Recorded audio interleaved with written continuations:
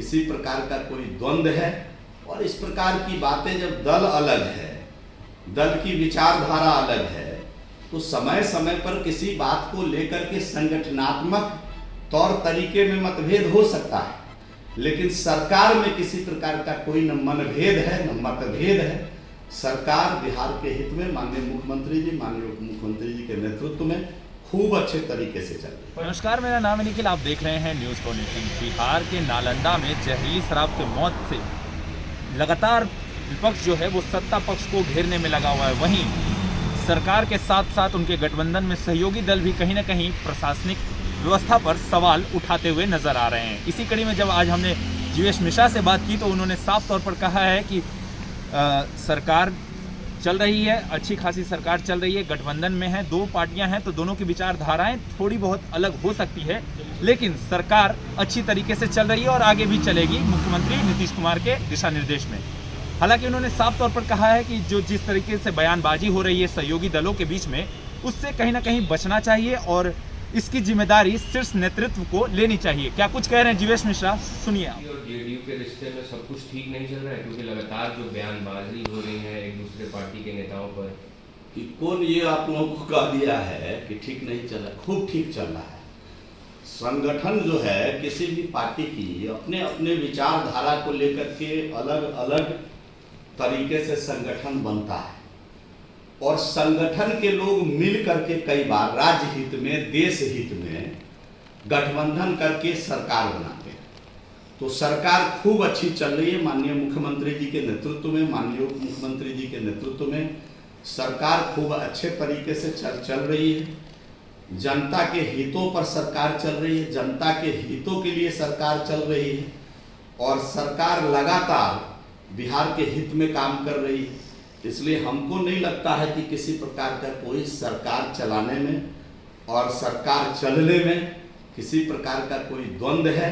और इस प्रकार की बातें जब दल अलग है, दल की विचारधारा अलग है, तो समय समय पर किसी बात को लेकर के संगठनात्मक तौर तरीके में मतभेद हो सकता है, लेकिन सरकार में किसी प्रकार का कोई न मनभेद है न मतभेद है।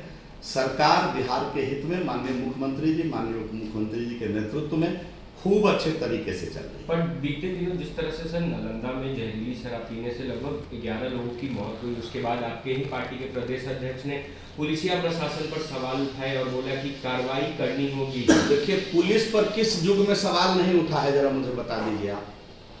पुलिस पर, अब पुलिस की कार्यप्रणाली जहाँ गड़बड़ है उस पर सवाल खड़ा करना हम समझते हैं कि ये एक अलग बात है, लेकिन सरकार के अंदर किसी प्रकार का कोई मैंने पहले कहा कि इस पार्टी अपने अपने विचारधारा के आधार पर चलती है। समय समय पर हम अगर गलत गड़बड़ गतिविधियों पर अगर नज़र नहीं डालेंगे, उस बात को अगर सरकार के संज्ञान में नहीं लाएंगे, तो ये भी काम करना पड़ता है और यह ज़रूरी है। समय समय पर जहाँ जिन चीज़ों से असंतोष है, जिन अधिकारी की कार्यप्रणाली गड़बड़ है, जिन पदाधिकारी की कार्यप्रणाली गड़बड़ है, स्वयं समय समय पर मुख्यमंत्री जी भी इन चीज़ों को संज्ञान में लेते हैं और इस पर कड़ी नज़र रखते हैं। आपको मालूम होगा कि समीक्षा बैठक उन्हीं के नेतृत्व में हुआ था। इसलिए माननीय मुख्यमंत्री जी बिल्कुल शराबबंदी को लेकर के एकदम अडिग हैं और पूरी सरकार और बिहार के लोग शराबबंदी के पक्ष में हैं। कभी कभी कतिपय परेशानी होती है, उसको लेकर के कोई सवाल अगर खड़े होते हैं तो उसको लेकर के बहुत ज़्यादा विवाद खड़ा नहीं करना चाहिए। पर आप ही की सहयोगी दल है सर जीतन राम मांझी की पार्टी, वो अब जीतन राम मांझी अब तक कह दिया है उन्होंने कि जब केंद्र सरकार तीनों कृषि कानून वापस ले सकती है तो नीतीश कुमार शराबबंदी का। मैंने भी अखबार में पढ़ा है।